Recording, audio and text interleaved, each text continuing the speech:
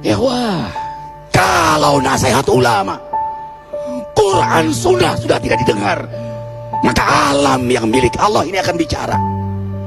Wahai penduduk Indonesia yang diberi iman oleh Allah, sekarang alam sudah menasihati kita 7 sebab mengapa musibah datang bertubi-tubi. Yang pertama, karena banyaknya maksiat. Surah Yasin ayat 19 yang kita baca setiap hari. Kemalangan terjadi, musibah terjadi, malapetaka terjadi karena dosa keterlaluan kalian kepada Allah. Yang kedua, karena banyaknya orang berbuat zalim. Dengarkan surah Qasas ayat 59. Kami tidak akan menghancurkan satu daerah kecuali para penduduknya banyak berbuat zalim.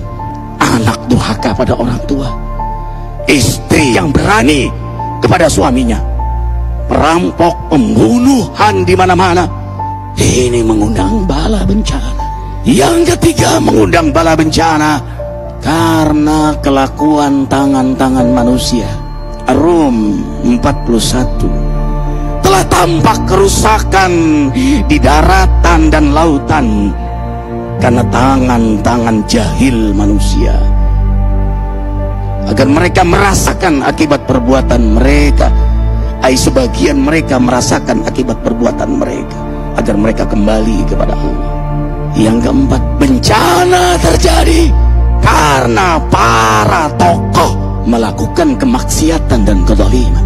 Dengarkan dengan iman, wahai penduduk Indonesia yang mulia, bila kami ingin menghancurkan suatu negeri, kami perintahkan para tokohnya untuk taat kepada Allah, tapi mereka maksiat, tapi mereka berbuat zalim, tapi mereka khianat kepadaku dan kepada makhlukku. Fahaqa alaihil qaul, maka haklah untuk mereka datang bala bencana seperti kaum Ad, kaum Samud, kaum Lut, kaum Nuh.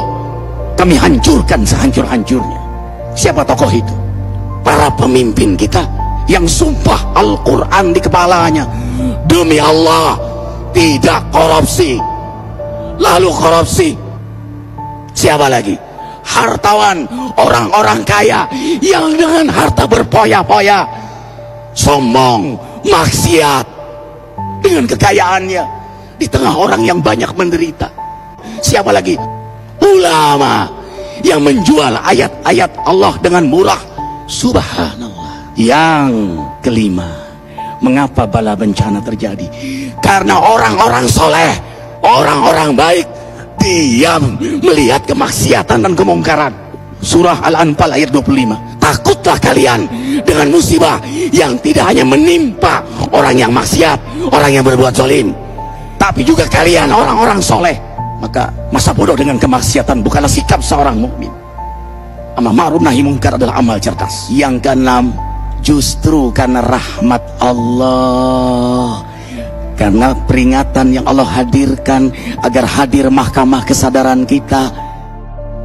Ikhwah, dengarkan dengan iman surah Al-Baqarah ayat 155, 156, 157. Kami pasti uji kalian dengan sesuatu yang buat kalian takut lapar, takut miskin, takut kematian. Tapi kabarkan berita gembira bagi hamba Allah yang sabar dari semua ujiannya, yang mereka berkata, sesungguhnya kami milik Allah dan sesungguhnya kami akan kembali kepada Allah. Yang terakhir, yang ketujuh, ada yang nanya, bagaimana yang maksiat yang selamat? Tenang-tenang saja. Yang berbuat zalim malah sukses. Di mana keadilannya? Allah Maha Adil. Dengarkan surah Hud ayat 15-16. Barang siapa mencari kesenangan dunia, lalu dia menghalalkan semua cara, apa kata Allah? Kami beri, tapi di akhirat tidak mendapatkan secuil pun kenikmatan, malah nikmat di dunianya menjadi bahan bakar azab untuk dirinya. Itulah istidrat. Lalu apa sikap kita sekarang? Orang beriman menjadikan peristiwa apapun sebagai jalan untuk mendekatkan dirinya kepada Allah.